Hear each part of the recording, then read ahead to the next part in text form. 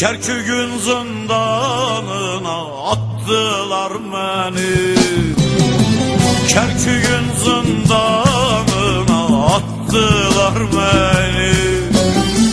Mazlumlar sürüsüne kattılar beni. Kattılar beni. Mazlumlar sürüsüne kattılar beni. Kattılar beni.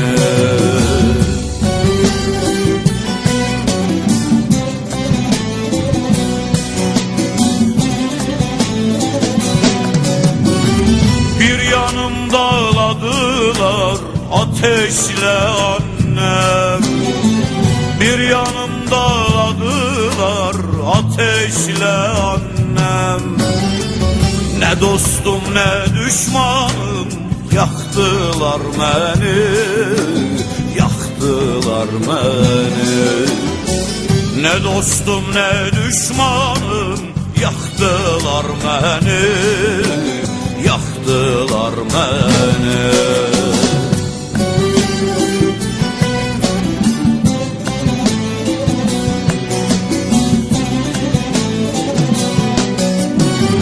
Türkmen obalarında yiten anneler. Türkmen obalarında yiten anneler.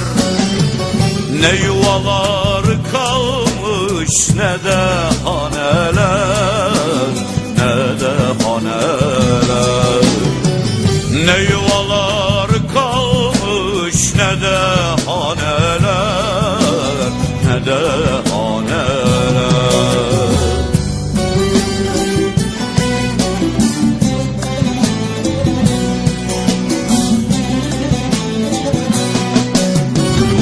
Gök kubbeyi sar sar mazlum feryadım. Gök kubbeyi sar sar mazlum feryadım. Elbette bir gün güler bize seneler.